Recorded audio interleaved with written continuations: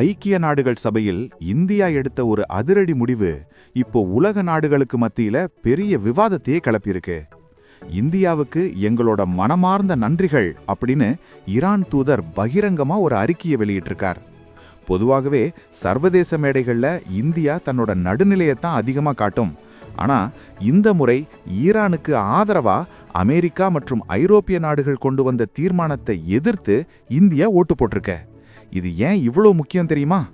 ஒரு பக்கம் உலக வல்லரசு அமெரிக்காவோட மிரட்டல், இன்னொரு பக்கம் இந்தியாவோட பல கோடி ரூபாய் முதலீடு இருக்கிற சாக்பஹார் துறைமுகம், இதுக்கு மேல ஈரான்க இப்போ நடந்துகிட்டு இருக்கிற உள்நாட்டு கலவரங்கள்.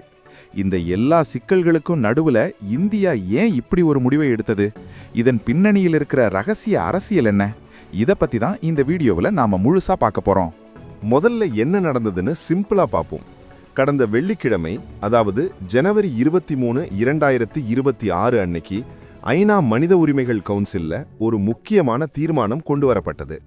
ஈரான்ல நடக்கிற போராட்டங்களை அந்நாட்டு அரசு ஒடுக்கிற விதத்தை கண்டிச்சு இந்த தீர்மானம் போடப்பட்டது. 47 நாடுகள் இருக்கிற இந்த கவுன்சில்ல 25 நாடுகள் தீர்மானத்துக்கு ஆதரவா ஓட்டு போட்டாங்க. ஆனா 7 நாடுகள் மட்டும் இதை எதிர்த்தாங்க. அந்த 7 நாடுகள்ல இந்தியாவும் ஒன்னு. சீனா, பாகிஸ்தான் போன்ற நாடுகளோட சேர்ந்து இந்தியாவும் இந்த தீர்மானத்தை எதிர்த்து ஓட்டு போட்டதுதான் இப்போ மேற்கத்திய நாடுகளை ஆச்சரியப்பட வச்சிருக்கு. உறுதி செய்யப்பட்ட தகவல்களின்படி ஈரான்ல போன வருஷம் டிசம்பர் 28ஆம் தேதி தொடங்கின போராட்டங்கள்ல ஆயிரக்கணக்கானவங்க கொல்லப்பட்டிருக்காங்க, குழந்தைகள் கூட காயமடைந்திருக்காங்கன்னு ஐநா அறிக்கை சொல்லுது. ஆனா இந்தியா இதை ஏன் எதிர்க்கணும்? இங்கேதான் ட்விஸ்ட் ஆரம்பிக்குது. ஈரான்ல இப்போ நிலைமை ரொம்பவே மோசமா இருக்கு. 2022ல மாசா அமீனி அப்படிங்கிற பெண்ணோட மரணத்துக்கு அப்புறம் ஒரு பெரிய போராட்டம் வெடிச்சது நமக்கு தெரியும். அதே மாதிரி 2025 டிசம்பர்ல இருந்து மறுபடியும் ஈரான் முழுக்க மக்கள் வீதிக்கு வந்து போராடிட்டு இருக்காங்க. இத பத்தி ஐநா மனித உரிமைகள் தலைவர் வோல்கர் துர்க் பேசும்போது, போராட்டக்காரர்கள் மேல பாதுகாப்பு படையினர் நேரடியா துப்பாக்கிச்சூடு நடத்துறாங்க, இது மனித உரிமை மீறல் அப்படின்னு ரொம்பவே வருத்தத்தோட பதிவு பண்ணிருக்கார். ஈரான் அரசு இந்த குற்றச்சாட்டுகளை மொத்தமா மறுக்குது. இது தங்களை மிரட்டுறதுக்காக மேற்கத்திய நாடுகள் செய்யற சதி அப்படின்னு அவங்க சொல்றாங்க. சரி, இப்போ உண்மை என்ன? மனித உரிமைகள் மீறப்படுதுன்னு தெரிஞ்சும் இந்தியா ஏன் ஈரானுக்கு ஆதரவு கொடுத்தது? இதுக்கு பின்னால இந்தியாவோட மிக நீண்டகால வெளியுறவு கொள்கை ஒன்று இருக்கு. இந்தியாவை பொறுத்த வரைக்கும் ஒரு நாட்டோட உள்நாட்டு பிரச்சனையில மற்ற நாடுகள் தலையிடுறத இந்தியா விரும்புறதே இல்லை. இதுக்கு தேசிய இறையாண்மை, நேஷனல் சாவரனிட்டி அப்படின்னு பேரு. இன்னைக்கு ஈரான்ல நடக்கிற பிரச்சனையில நாம தலையிட்டா நாளைக்கு இந்தியாவில் நடக்கிற விஷயத்திலையும் மற்றவங்க தலையிடுவாங்கங்கிறது இந்தியாவோட பயம். அதனால தான் ஒரு குறிப்பிட்ட நாட்டை மட்டும் குறிவச்சு கொண்டு வரப்படுற தீர்மானங்களை, அதாவது கண்ட்ரி ஸ்பெசிஃபிக் ரெசல்யூஷன்ஸ் அப்படின்னு சொல்லுவாங்க, இந்தியா எப்பவுமே ஆதரிக்கிறது இல்லை. இதை பத்தி முன்னாள் வெளியுறவுத்துறை செயலாளர் நிருபமா ராவ் தன்னோட எக்ஸ் தளத்துல தெளிவா சொல்லியிருக்காங்க. இந்த தீர்மானம் அரசியல் உள்நோக்கம் கொண்டது, இது மனித உரிமைகளை மேம்படுத்த உதவாதுங்கிறது இந்தியாவோட வாதம். உங்களோட கருத்து என்ன? ஒரு நாட்டோட உள்நாட்டு பிரச்சனைய ஐநா சபையில விவாதிக்கிறது சரியா இல்லையா? இங்க இன்னொரு முக்கியமான விஷயம் இருக்கு. 2024ல இதே மாதிரி ஒரு தீர்மானம் வந்தப்போ இந்தியா ஓட்டு போடாம விலகி இருந்தது. ஆனா 2025க்கு அப்புறம் இந்தியா இப்போ முழுமையா எதிர்த்து ஓட்டு போடுற நிலைக்கு மாறி இருக்கு. இதுக்கு காரணம் ஈரான் அரசு இந்தியாவுக்கு கொடுத்த ஒரு உறுதிமொழி தான். காஷ்மீர் விவகாரம் மாதிரியான இந்தியாவோட உள்நாட்டு பிரச்சனைகள்ல நாங்க தலையிட மாட்டோம்னு ஈரான் சொன்னதால இப்போ ஈரானோட பிரச்சனையில இந்தியா அவங்களுக்கு ஆதரவா நிக்குது. ஆனா சீனா மற்றும் பாகிஸ்தானோட சேர்ந்து இந்தியா ஓட்டு போட்டது தான் சில விமர்சகர்களுக்கு நெருடலா இருக்கு. ஆனா ராஜதந்திர ரீதியா பார்த்தா நமக்கும் சீனாவுக்கும் எவ்வளவுதான் எல்லை பிரச்சனை இருந்தாலும் சில சர்வதேச விவகாரங்கள்ல ஒரே மாதிரியான கொள்கைகளை தான் ரெண்டு நாடுகளும் பின்பற்றுது. இதன் பின்னணியில இருக்கிற முக்கியமான காரணம் பொருளாதாரம் மற்றும் வர்த்தகம்.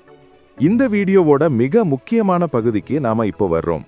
அதுதான் சாக்பஹார் துறைமுகம்.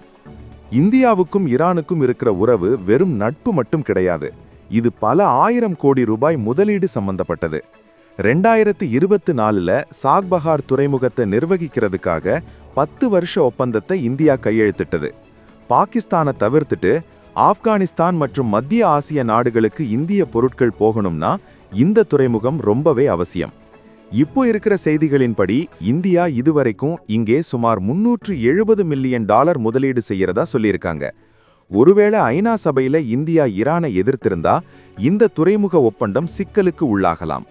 அதனால தன்னோட சொந்த நாட்டு நலனை முன்னிறுத்தி இந்தியா இந்த முடிவை எடுத்திருக்குன்னு நிபுணர்கள் சொல்றாங்க.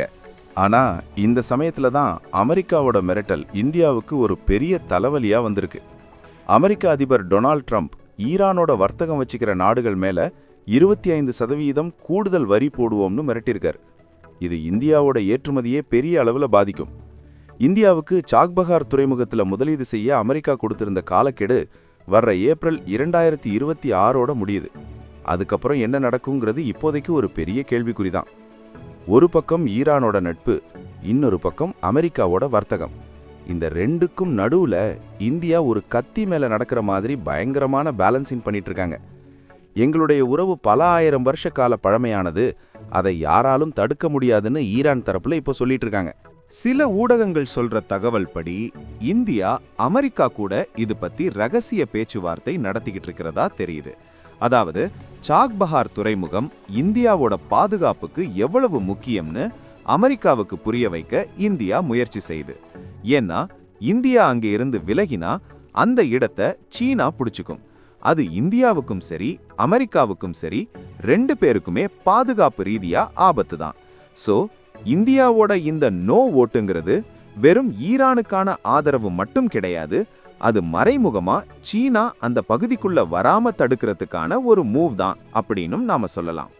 இத பத்தி சிலரின் கருத்து என்னன்னா, இந்தியா மனித உரிமைகளை விட வர்த்தகத்துக்கு தான் முக்கியத்துவம் கொடுக்குதுன்னு சொல்றாங்க. ஆனா அரசு தரப்புல சொல்றது, நாங்க எப்பவுமே அமைதி வழியிலான பேச்சுவார்த்தையை தான் ஆதரிக்கிறோம் அப்படிங்கிறது தான்.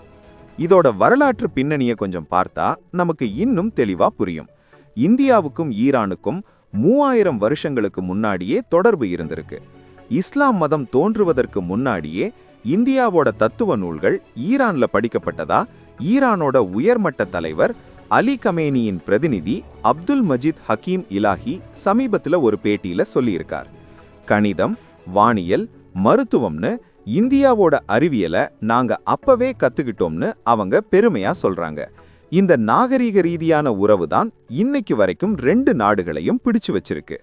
அதனால தான் ஐநா சபையில ஈரானுக்காக ஓட்டு போட்டதுக்கு ஈரான் தூதர் முகமது ஃபதாலி இந்தியா நீதிக்கும் இறையாண்மைக்கும் மதிப்பளிக்குதுன்னு எக்ஸ் தளத்துல பாராட்டியிருக்கார். சரி, இப்போ இருக்கிற சில முக்கியமான கேள்விகளுக்கு பதில் பார்ப்போம்.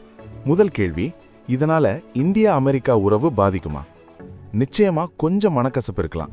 ஆனா பாதுகாப்பு துறையில இந்தியா அமெரிக்காவுக்கு ஒரு முக்கியமான பார்ட்னருங்கிறதால அமெரிக்கா ரொம்ப தூரம் போக வாய்ப்பில்லைன்னு தான் சொல்லணும்.